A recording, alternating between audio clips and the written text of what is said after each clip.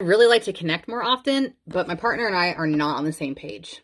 Hi, I'm Rachel, and I've been an intimacy coach for 10 years, which has inspired me to do this extended series where we're going to talk about ways to incorporate pleasure into your everyday life for yourself, but also in a partnered relationship if that's something you're interested in.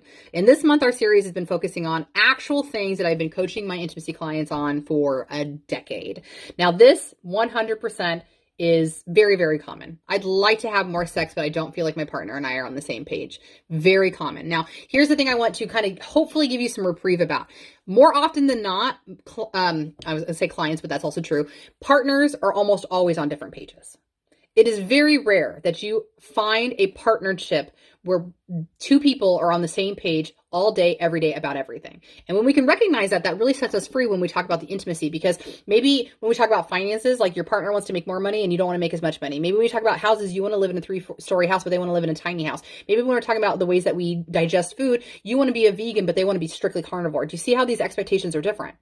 So when we talk about sex, it's not different at all. It just is another thing where we might be kind of offset with our partner, right? So when we're not on the same page, the first thing we have to do is give ourselves grace. Okay. Understanding that is going to be very, very common that at some point you might be like in high libido energy and your partner is in low libido energy. It might be really common that some days you're kind of like wavering in your energy. Now your partner's high energy. This is very, very common, and there's nothing wrong with either of you just because you're not on the same playing field in this moment.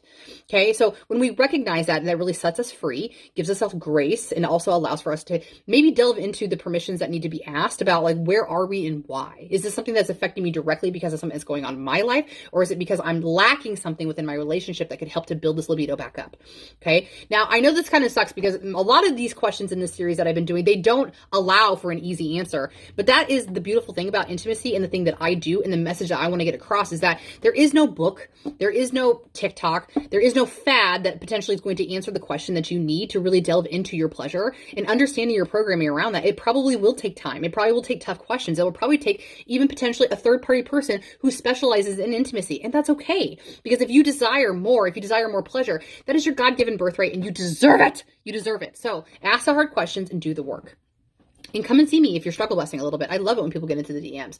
And if you're ancient, like me, I'm 37, I still hang out on Meta a lot, because I have a great organic group for 18 years or older feminine energy beings where we talk about sexual wellness and intimacy and ways to build this back into your life on a more individualized level. It's just a great community. So I hope you'll think about coming. And if you are getting value from this, make sure that your friends are following me as well. And I appreciate that. It means a lot to me. So today, I hope that you stay happy, healthy, and wash your hands and have a good one. Bye-bye.